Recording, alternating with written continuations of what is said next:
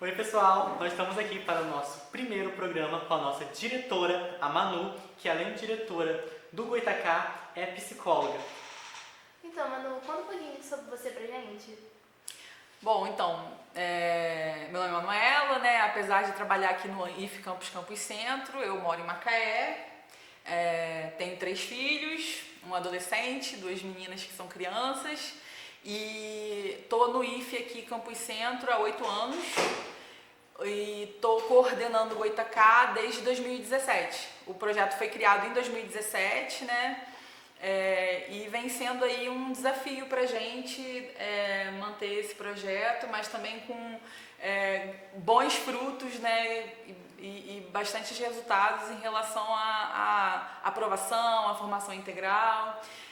Aqui no IF, além do Goitacá IF, eu trabalho na coordenação de apoio estudante como psicóloga, e aí o nosso trabalho lá é na assistência estudantil.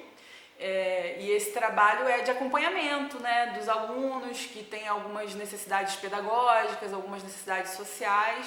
A gente vai acompanhando esse aluno durante o período dele aqui no Instituto para fazer com que esse período aqui seja o melhor possível, para ele começar, continuar e terminar os estudos dele. Que bom. E o que é o Goitacá? Então, o Goitacá IF é um projeto de extensão. E aí, o que é um projeto de extensão? É uma estratégia que as universidades e os institutos têm de fazer com que o conhecimento científico produzido aqui dentro beneficie diretamente a vida das pessoas na sociedade.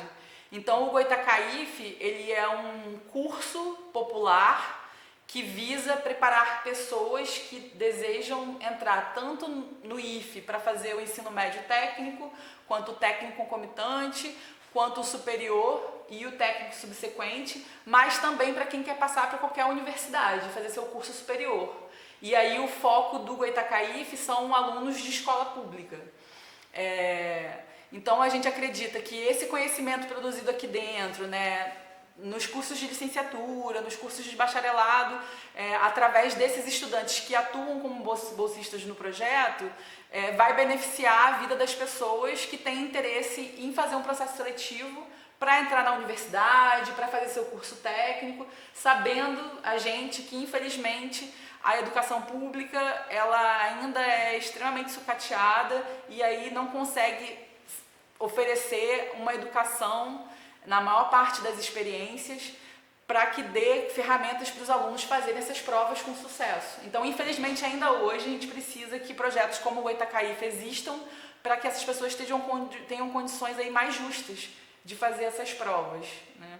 E a gente trabalha numa perspectiva de educação popular. Então, a gente tem vários objetivos com o Goitacá IF, que é ajudar essa galera a passar para as provas, mas também promover uma formação integral, bebendo muito 100% no grande educador mundial que é o Paulo Freire. Ou seja, a gente trabalha com um público de escola pública, mas também com o objetivo de produzir conhecimentos e mediar experiências de aprendizagem que façam com que esses estudantes entendam o seu lugar no mundo, entendam o mundo e possam aí vir a modificar, né, a nossa sociedade. Precisa, né, de várias mudanças, atuando aí para melhorar, né, as nossas condições de vida enquanto sociedade. Por isso que a aula de cultura e cidadania é tão importante, que inclusive tem nas nossas aulas uma aula de cultura e cidadania para os estudantes saberem mais sobre o geral, saberem os argumentos, terem argumentos para viver na sociedade, terem argumentos para saberem o papel deles na sociedade e como eles podem pedir os seus direitos, exigir-os, que são direitos. É um preparatório para a vida, né? Porque muitas vezes as escolas também não têm esse preparatório e é um grande importante. E você falou sobre o que é o Goitacá, que ele prepara os alunos e as provas estão chegando. Inclusive, a minha ansiedade está a 1000 com vocês. De todos nós. Mas acho que de todos os estudantes estão a 1000. E eu gostaria que você falasse um pouquinho pra gente o que é essa ansiedade e como ela pode afetar os nossos estudos e como fazer para ela não afetar os nossos estudos. Eu acho que a ansiedade é uma grande questão do contemporâneo, né? O ser humano tem ansiedade, é uma das emoções do humano e isso não é ruim. O ruim é quando ela extrapola os níveis que dê para viver bem e lidar com ela.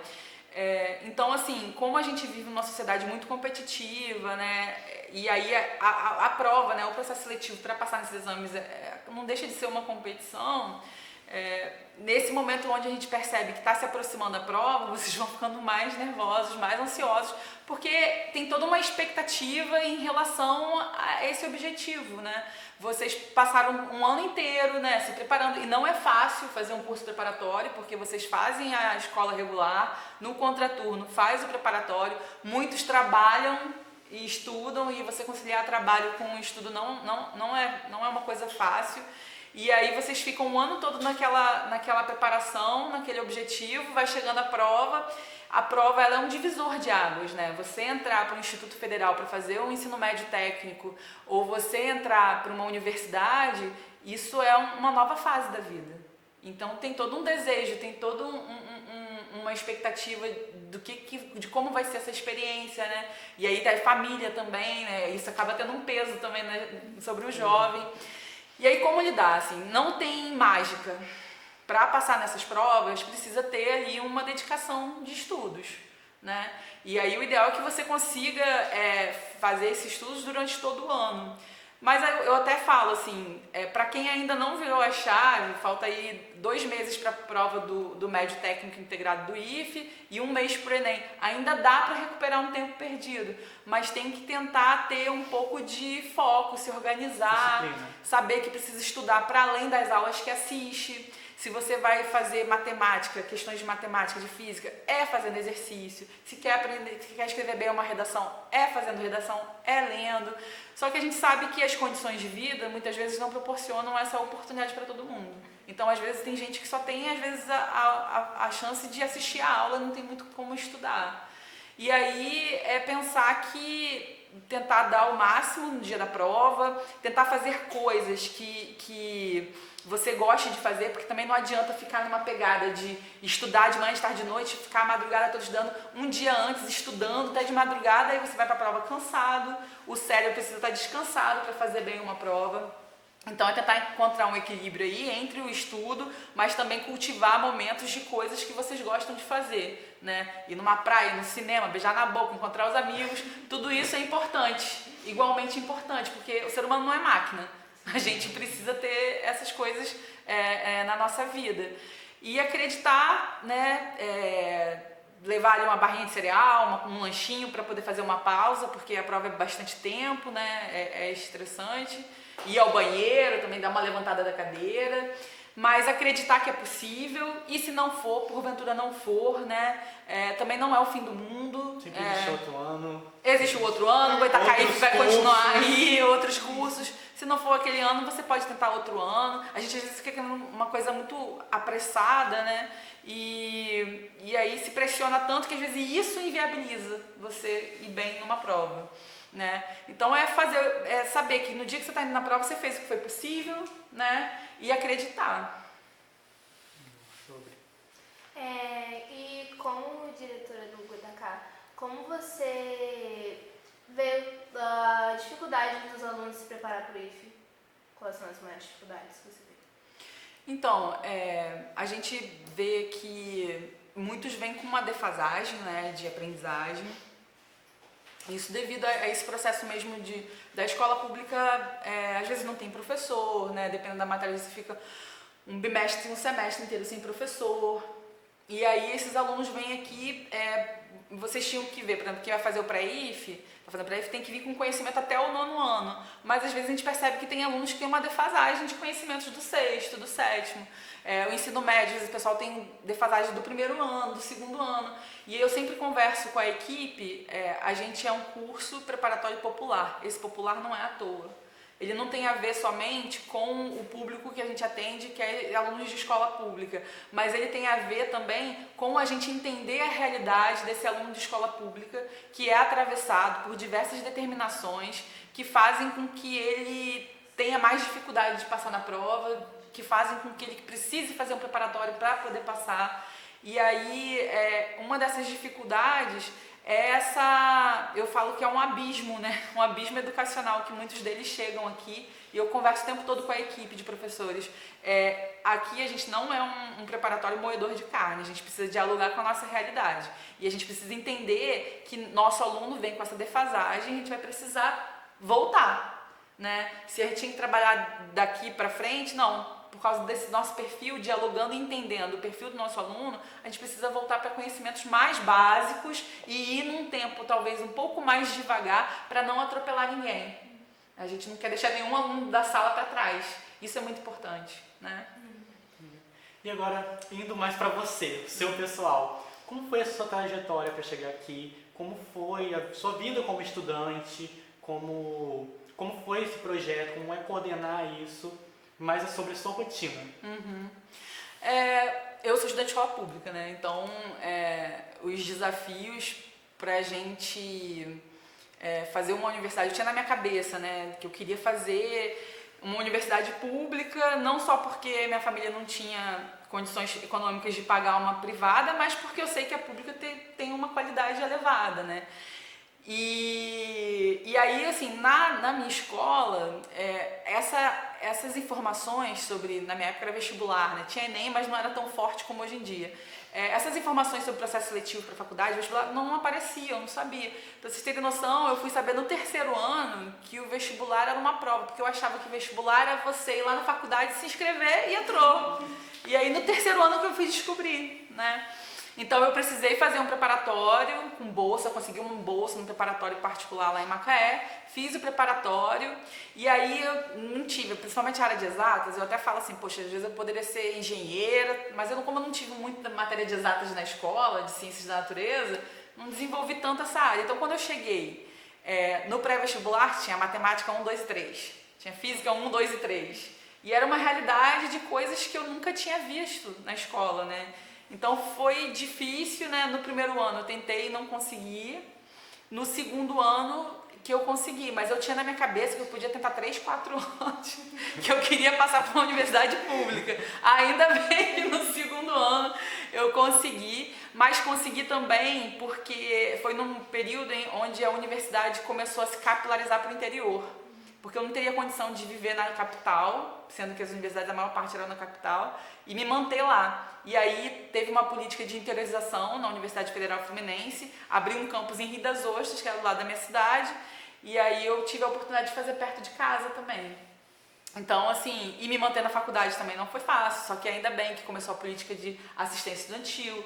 Então, eu tinha uma bolsa onde eu trabalhava na universidade, recebia um dinheiro, eu tinha direito a me alimentar gratuitamente, almoço e janta dentro da universidade. Isso tudo foi permitindo com que eu permanecesse, porque o desafio não é só passar, mas é você permanecer também, né?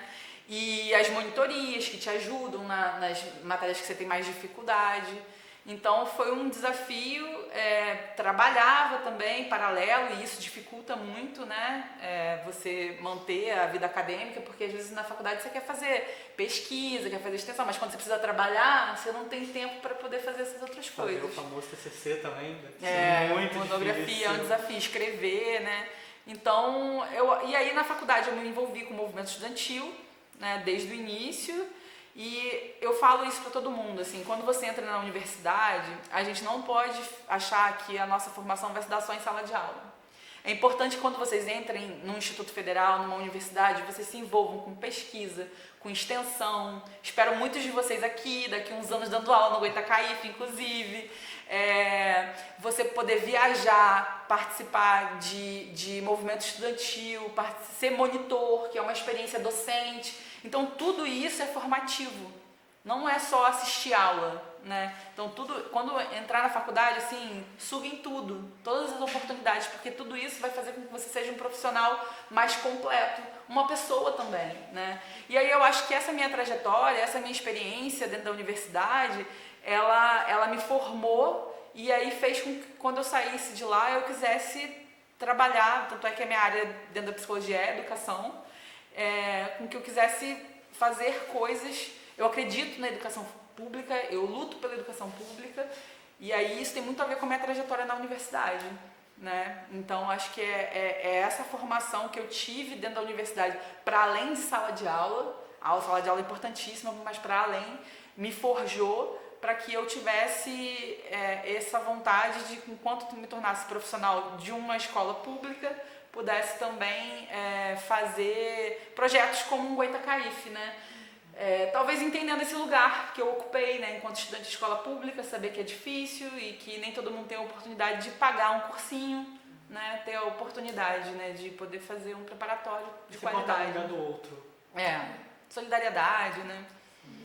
E um ponto importante é que muitas vezes na nossa trajetória, sendo estudante de escola pública, por causa da escola pública ser algo muito defasado, muitas vezes, a gente acaba pensando que, tipo assim, uma faculdade pública, não adianta, não vai ser experiência, sendo que muitas vezes a faculdade pública é muito melhor que várias faculdades particulares. E é sobre lutar para a gente conseguir se tornar um bom profissional, dedicação. E é muito aquilo, a falta de informação faz a gente pensar coisas que não existem, né? Porque quando eu era pequeno, um pequeno nerd, eu queria muito estudar em uma escola como aqueles filmes americanos, que tinha armário, que tinha isso, que tinha aquilo. E eu, nossa, não existe uma escola assim. Meu maior sonho, quando descobri o IFE, eu fiquei, oi? Tem isso no Brasil? Tem. Como assim? Então, e a ampla tecnologia que o IFE traz pra gente, né? Essa oportunidade da gente também não estar só na sala de aula, muito importante, porque a gente realmente se sente importante, a gente se sente fazendo alguma coisa. E é uma sensação que eu acho que eu, como diretor do Goitacast, desse projeto, e a equipe toda do Goitacast sente muito isso, essa oportunidade. A gente nem entrou no IFE ainda, mas já está fazendo algo que é não só pro Goitacast, mas também pro IFE. Isso é muito doido, muito legal, ter a oportunidade de desfrutar dessa tecnologia incrível do IFE. E falando em tecnologia, agora vamos para a área da tecnologia. Como que a tecnologia hoje ajuda e atrapalha os jovens na hora de estudar? Então, antes de começar a falar sobre isso, eu vou fazer uma correção. Você já é IFE, tá? Quando tá no Goitacaife, já é aluno IFE já. Então, a questão, eu acho que toda a discussão que tem em torno da tecnologia, né, muitas vezes de demonizar a tecnologia, mas o problema não é a tecnologia, o problema é o uso que se faz dela. Então, assim, a tecnologia, a internet, as redes sociais são uma ferramenta de vida em sociedade muito potente. Só que a gente pode dizer que a nossa sociedade, né, os valores, a forma dela se organizar, de funcionar, está adoecedora. E aí a relação das pessoas com essa ferramenta também está adoecedora, né? E aí a gente pode trazer aqui não só a tecnologia, mas a questão, por exemplo, do uso e abuso de drogas, né? A questão das pessoas recorrerem a coisas para poder sair da sua realidade, que muitas vezes é dolorosa, para artifícios que só afundam ela ainda mais. A gente está numa discussão aí agora também da questão dos jogos, bets, né? O quanto que isso está trazendo vício, as pessoas estão adoecendo, estão ficando mais ainda empobrecidas. Então eu acho que a nossa sociedade, os valores e a dinâmica de vida, essa aceleração de você ter que fazer tudo, essa lógica de individualização, de que você sozinho consegue, se você não consegue a culpa é sua, você vai criando uma culpabilização que adoece as pessoas. E aí quando você entra numa rede social, você olha as páginas das pessoas, as pessoas só mostram o que elas querem mostrar de bom e você começa a achar que a grama do vizinho é mais verdinha que a sua. Então você vê, olha a sua realidade cheia de dificuldades e desafios e olha aquelas coisas que aparecem na rede social e aquilo não é a realidade, né, só um filtro, você vai adoecendo. Então, assim, eu acho que existe uma potência no uso das tecnologias para a educação, acho que existe todo um campo que discute isso. A tecnologia ela pode favorecer os processos de aprendizagem, a tecnologia, se bem utilizada, elas podem motivar vocês, jovens, que estão aí envolvidos com esse ambiente, mas a gente precisa criar formas de utilizá-la. E aí tem uma discussão muito recente agora da proibição do uso de celulares em sala de aula. Eu acho que a escola tentou criar uma relação com a tecnologia, com o uso do celular, que não prejudicasse a sala de aula, mas isso explodiu de uma forma onde não há mais controle. E aí essa decisão agora mais radical, infelizmente eu acho que é importante, né, para que você não use o aparelho, porque fica o professor ali na competição, né? E ele sempre está perdendo. Então, o problema não é a tecnologia, é o uso que se faz. Eu acho que a gente precisa de regulamentar, né, as redes sociais, de regulamentar essa vida virtual, porque tem acontecido muitos crimes que são tão nocivos quanto os crimes que acontecem nas experiências ali ao vivo, e é um mundo que está meio solto ainda, né? Precisa criar leis, regulamentar o que acontece, e as pessoas que cometem crimes precisam ser punidas, né? A gente estava falando sobre informação, o Kaique falou sobre informação. Inclusive, o projeto GoitaCast é um projeto para trazer informação não só para os estudantes do IFE, mas para aqueles também que planejam entrar no IFE ou alguma coisa do tipo. A matéria Cultura e Cidadania é uma matéria que a gente tem toda semana, e é uma matéria muito importante porque ela traz várias informações sobre o mundo em si. A matéria Cultura e Cidadania é um avanço para compreensões de questões complexas, e eu queria saber como é que surgiu a ideia dessa matéria, qual a importância dela. Então, a ideia das oficinas, né, desse espaço de cultura e cidadania no projeto, é a gente poder dialogar, conversar com vocês sobre assuntos que, na verdade, vocês sugerem, né? Porque a gente faz um primeiro encontro, no primeiro dia de aula, e vocês trazem os temas que vocês querem conversar, e aí no decorrer do ano a gente vai pensando numa estratégia para trabalhar esses assuntos. A importância dela, ela é uma das estratégias para a gente conseguir alcançar um dos objetivos do projeto, que é trabalhar a formação integral, trabalhar a compreensão de vocês sobre si mesmos, porque, por exemplo, tem a questão da saúde mental, que às vezes sempre surge, né? Já surgiu o tema muito necessário. Fundamental para os dias de hoje. A questão de políticas públicas para a juventude, né? Às vezes a gente não sabe como funcionam os três poderes, a gente não sabe o que é uma política pública, então a gente poder conversar, sendo que são temas que partem de vocês, e isso é muito importante, né? Conversar sobre esses assuntos, aprender junto, para a gente poder entender o nosso lugar no mundo, né? E a partir desse entendimento complexo, a gente conseguir se posicionar frente ao mundo de forma mais autônoma, de forma crítica. Então ela é um braço fundamental do projeto para alcançar os objetivos. Além do que, quando você vai fazer uma prova de um processo seletivo, tanto do IFE quanto do Enem, as questões estão falando sobre o mundo. Sim. Então, você vai fazer o Enem, está falando sobre a questão de aquecimento climático, está falando sobre a questão da reforma agrária, está falando...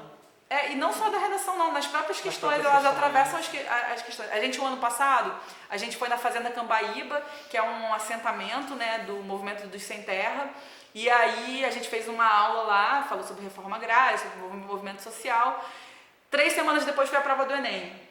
Eu recebi um WhatsApp de uma das alunas e ela falou assim: Manu, obrigada por aquela aula, porque numa conversa com um assentado, a gente conversou sobre umas questões que foi o que caiu na prova do Enem. Eu só acertei a prova por causa da minha conversa com esse assentado naquele acampamento do MST.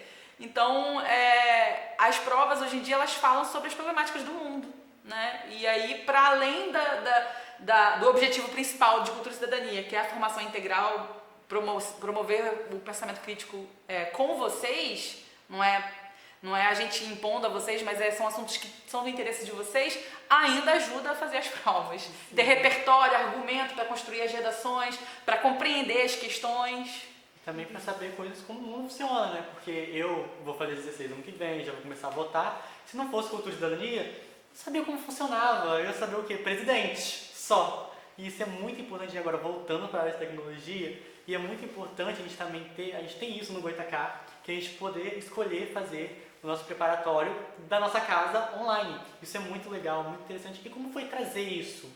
Foi difícil? Botar o Goitacá nas telinhas da gente pra gente poder lá de casa. Como surgiu também, colocar, como veio a ideia? Então, acho que esse processo da pandemia, ele trouxe, além de muito sofrimento para todos nós, um aprendizado, né? Eu sou uma pessoa que eu tinha muito preconceito com educação à distância, vou reconhecer. Mas em 2020, a gente não tinha como dar aula para vocês presencialmente, né? Devido à questão do afastamento social. Então, em 2021 e 2020, a gente se organizou para 2021 começar a oferecer. Porque as escolas privadas, os cursos privados, rapidamente se organizaram para ter aula virtual. E aí, esse público que a gente atende estava ficando marginalizado. Então, a gente pensou, a gente vai ter que se organizar para promover as aulas online durante esse período da pandemia. E aí foi um processo de desconstrução para mim, né? Só que com a pandemia eu consegui aprender que é possível fazer coisas sólidas, né? Que tenham efeitos positivos mesmo online.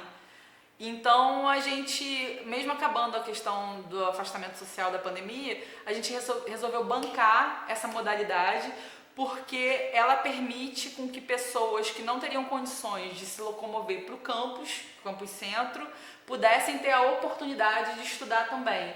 Mas para além disso, de pessoas em outros municípios, porque muitas das vezes a gente tem alunos de outros municípios que fazem o Goitacaife online, às vezes de outro estado. Ano passado a gente tinha gente de Roraima, da Bahia. O ano passado a gente tinha inclusive menores que estavam submetidos a medidas socioeducativas do Degase, que estudavam do Degase online. A gente fez uma parceria com o Degase e eles assistiam às aulas do Goitacaife online. Então é uma forma potente de inclusão. Apesar de sabermos que nem todos têm os recursos tecnológicos para acessar as aulas, mas para quem tem, é mais uma possibilidade. E uma última pergunta, o que você tem para passar para os alunos do Goitacá, e não só do Goitacá, mas também do IFE, uma mensagem especial? Então, eu acho que uma coisa muito importante, assim, acho que a nossa juventude ela está muito fragilizada, né, ultimamente, e isso é efeito aí de relações sociais e a nossa cultura, que tem criado uma dinâmica de vida onde a gente não tem garantias de mais nada, né? E aí o jovem fica, diz que eu vou ser, né? Depois que eu me formar, será que eu vou ter oportunidade? Eu acho que uma coisa muito importante é que vocês acreditem em vocês. O Goitacaife acredita muito em vocês, né? Que vocês são capazes, sim, de conquistar o lugar de vocês dentro do Instituto Federal, dentro da universidade pública, mas não numa lógica de tipo, se eu me esforçar, eu alcanço, né? Porque eu sou o melhor. Não, a gente tem que ter noção de que pra gente conseguir alguma coisa, tudo na nossa vida, a gente precisa ter oportunidade, a gente precisa do outro, né? A gente é um ser social, a gente depende do outro. Então acho que essa visão de que é possível, de que a gente acredita em vocês, de que vocês vão conquistar o lugar de vocês, mas que isso não dá pra ser sozinho, né? Precisa de oportunidade, precisa do outro, precisa às vezes de um professor que fala uma coisa que marca vocês e que vocês levam aquilo para a vida, precisa de uma vaga, né? Que aquela vaga existe, precisa das cotas. Então acho que isso é importante, que vocês têm condições vocês não são menos do que ninguém porque vêm de escola pública, vocês têm condições, mas que a gente precisa de oportunidade, precisa do outro, a gente precisa estar junto, né? Muito obrigada, Manu, por ceder um pouquinho do seu tempo. Eu sei que você é bem ocupada.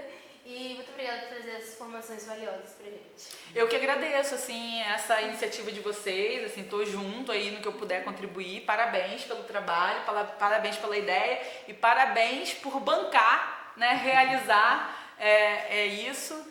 E é isso. Boa sorte aí, né, nas provas. Muito obrigada, Manu. Tchau. Tchau, tchau.